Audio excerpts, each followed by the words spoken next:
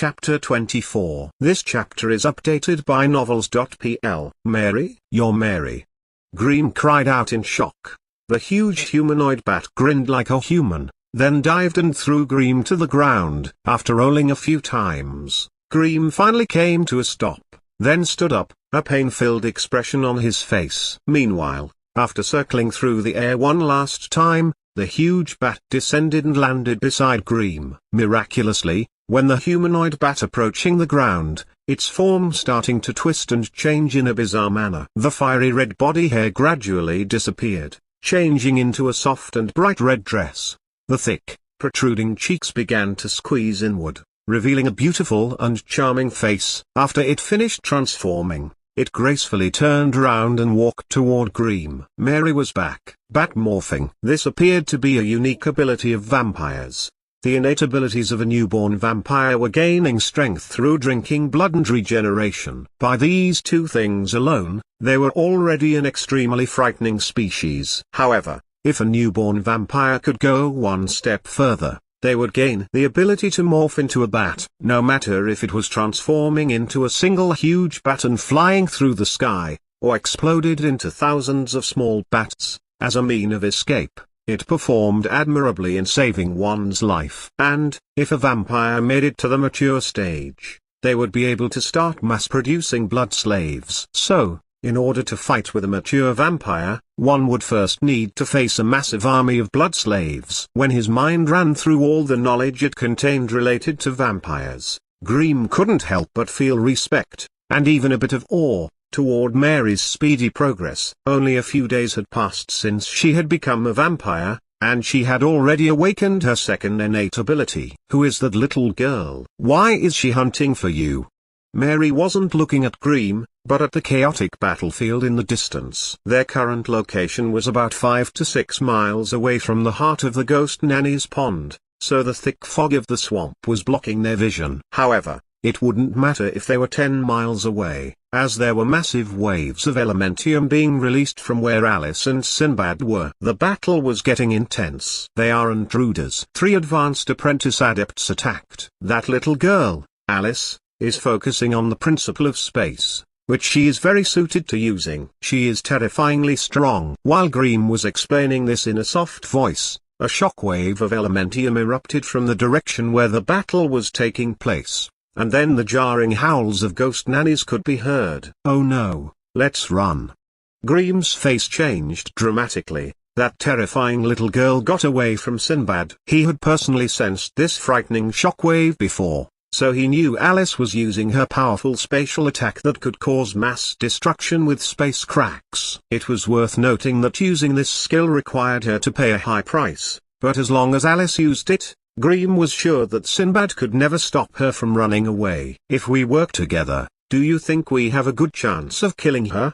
Mary suddenly turned around, her green eyes flashing red as she stared straight at Greem. If we work together then perhaps maybe. Greem was surprised by Mary's unexpected question. When faced with this strong advanced apprentice, all he cared about was running for his life. The idea of turning around and charging right back at the enemy was simply preposterous. After all, with his current ability, even if Alice was severely wounded and dying, she could still easily crush him. If he could keep a distance of 50 meters from Alice, Greem was 80% confident that he could dodge her spatial attack, with the help of the chip. If the distance was shortened to 30 meters, his confidence dropped to 40%, and if he was within 20 meters of Alice, he knew that he would be killed instantly. He needed time to respond to the warnings from the chip. If he didn't have the chip, Greem was nothing but a tiny, fragile glass figurine in front of Alice. He didn't have the strange bug-like body of evil bugs, who could still stay alive even if his heart was ripped. Thus, once Alice locked onto him with her spirit energy, he would be dead. Therefore, Greem instinctively wanted to say no to Mary's question. But, when faced with the unstoppable Mary, it seemed he had no say in the matter. Her body started twisting bizarrely again as Mary transformed into a tiny bat, which was only the size of a human fist. She flew toward Greem's chest, then squeezed herself into his shirt. She looked up at him and spoke threateningly, "You better not reveal I am here. I am determined to get the blood of that fool." Faced with Mary's hairy, little face covered with a threatening expression, all Grimm could do was nod his head blankly. "Don't worry, if she really tries to kill you, I'll find a way to protect you." Though Mary said that, Grimm's mind barely calmed down. He started to ponder how he was going to sneak up on Alice without alerting her. However, when he turned around, his pupils contracted, and he was filled with terror at what he saw in front of him. A shadowy figure was slowly condensing in the fog about 10 meters away from him. Judging from the outline, it was that frightening little Lolita, Alice. Alice. Right at this moment, Grimm felt his mouth become dry and his breath become short. This Alice was like a vengeful ghost. No matter where he ran, she just kept finding him. After being forced by the ghost nannies and unleashed a second space crack spell, which covered a huge area, not only she did not take the time to find a place to recover, but she came right after him. Did she not know that resting was a necessary part of life? Recovering from his shock, Grimm realized he should be running right now. But, before he could lift his feet, a shivering, prepubescent voice rang through the air. "If you dare to take even one step, I promise I'll teleport your heart into your stomach. I dare you to try me." Grimm raised his head and watched as the shadowy figure gradually became visible. In the end, he didn't have the courage to take that one step. Damn it, she was too close. After thinking that, he was stunned by Alice's visage. In her previous battle with evil bugs, Alice had lost one of her eyes and suffered many cuts and bruises, but this time, the little Lolita was in an absolutely terrible state. The hole that was her right eye was still empty, but now, stretching from the bottom of her right eye to the left corner of her lips were 3 frightening-looking scars. The skin near these scars was turning black, and the exposed flesh tad was showing obvious signs of rotting. Whenever Alice spoke, or did anything that moved her face, black blood would drip from these nasty wounds. Also, the number of injuries on her body had multiplied, and there were many bite marks on her exposed skin. The tiny, cute-looking little Lolita had been replaced with a twisted-looking voodoo doll-esque being. An indistinct vibration of spatial energy filled the area. After struggling for a moment, Alice managed to finish her spatial energy construction, teleporting herself from one area to another. Normally, she could easily complete this simple spatial jump, but now she had to strain every last drop of her strength to barely make it. Right after she got out of the spell matrix, Alice's remaining eye was shown to be filled with a flaming blaze of rage, gazing ferociously at Grimm, who was wearing a blank expression. Although she barely came up to Grimm's chest, her brutal and overbearing presence was crushing Grimm. Grimm's heart started racing even faster when he saw a large head hanging from Alice's waist. Judging from the vicious and ugly-looking face, it had to be Sinbad's head. It looked like even the leader of Ghost Nanny was unable to escape from the brutal Alice. "You're really good," Alice murmured, clenching her jaw tightly, glaring at Grimm. It was easy to see that she was unable to express all the rage and frustration she felt with Grimm right now. When she had first stepped into this magical swamp, she was in high spirits and filled pride. In her mind, with the exception of those exalted, venerable adepts, all other people were just a drab assortment of trash, not even worthy of carrying her shoes. Relying on her indestructible protection barrier, and her mysterious spatial cut, she was even qualified to stand up to a pseudo-adepts.